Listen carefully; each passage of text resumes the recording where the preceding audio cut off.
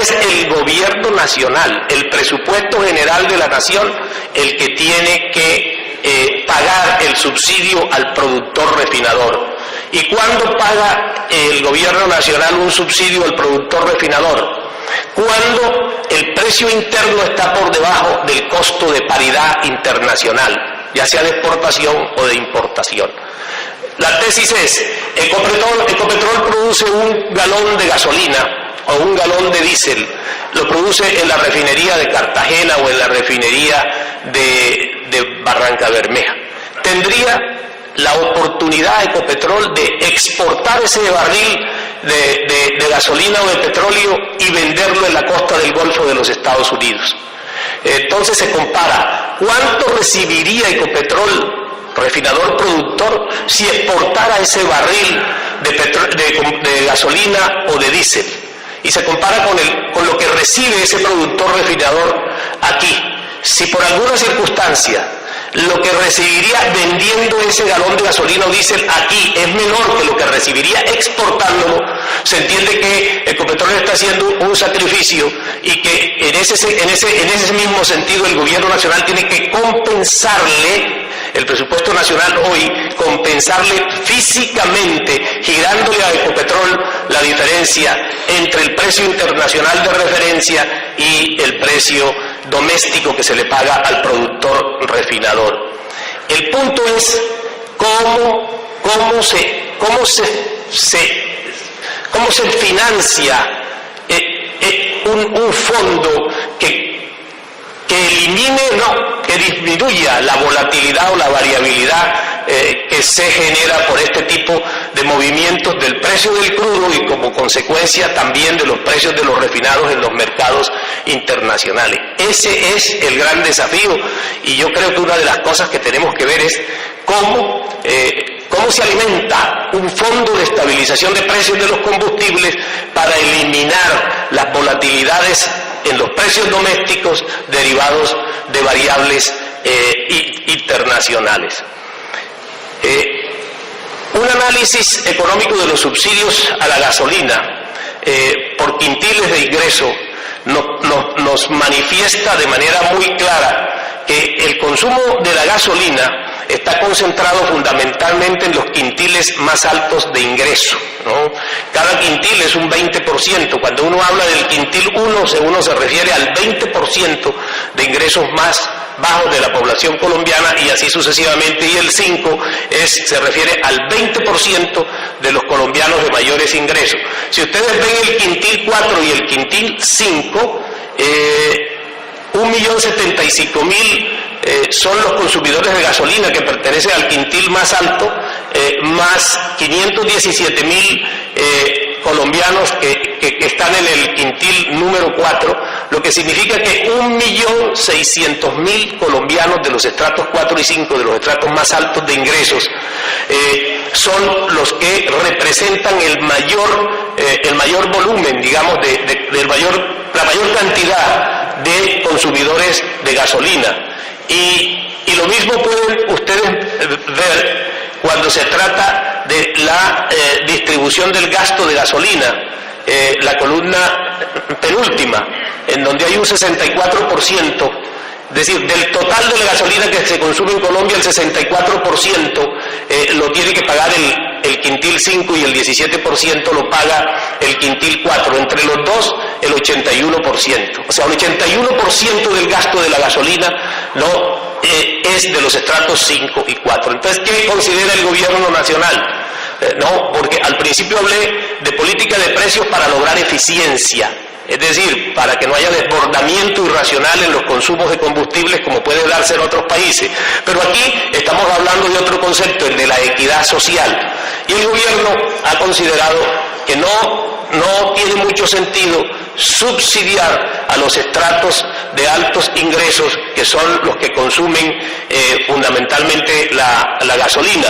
Este subsidio debería destinarse a sectores como el de la salud o la educación, o el de cierto tipo de consumos energéticos que tengan una más amplia base popular. Por ejemplo, el consumo de gas natural o el consumo de energía eléctrica. Allí en el caso del gas natural sucede lo contrario. Los dos estratos o los tres estratos más pobres de la población consumen el 85% del gas natural domiciliario que se consume en Colombia. Entonces, esos son consumos que tienen una amplia base popular. Esta es la racionalidad, digamos, de la política de combustibles desde el punto de vista de la equidad social. De otro lado, la política de precios de los combustibles, de incrementos mensuales, etcétera, ha tenido un impacto en disminuir los efectos inflacionarios. Y en un año, por ejemplo, como el del 2009, nosotros consideramos que los incrementos de los precios de los combustibles fueron un factor importante para tener una inflación de 2%, una de las más bajas que hemos tenido en la historia económica del país. ¿Cuál es el impacto que el precio de los combustibles tiene sobre la inflación colombiana, es decir, sobre el índice de precios al consumidor?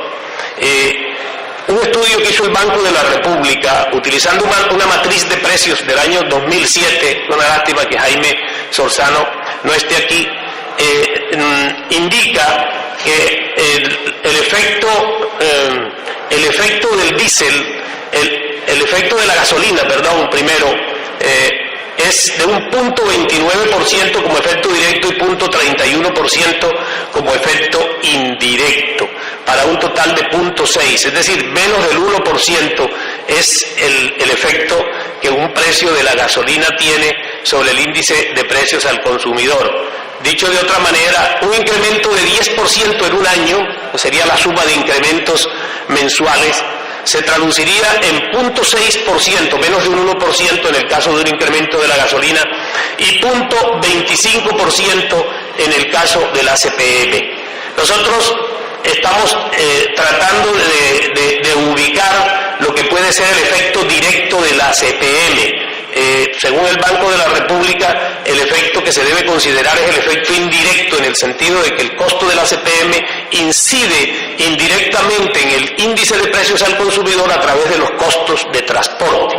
Pero bueno, esto de las cifras es algo que puede ser revisable y nosotros no nos negamos a que ello se haga, incluso con la cooperación de ustedes, que pueden tener también un volumen importante de información. Pero esto es para decir que realmente pues el impacto de los precios de los combustibles sobre el índice de precios al consumidor no es equivalente al mismo monto en que se incrementa el precio de los combustibles, sino que tiene un efecto mucho menor. El país, a partir del año 2009, contó con un fondo de estabilización de precios de los combustibles.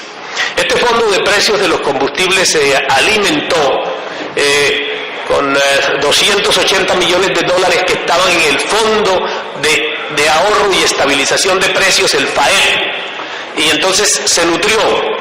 Sin embargo, ese fondo, que llegó a tener casi 900.000 millones en abril del 2009, llegó a tener 890.000 millones de pesos, se vino agotando durante todo el año 2009, y al llegar a mayo del 2010, ya ese fondo de estabilización estaba prácticamente agotado.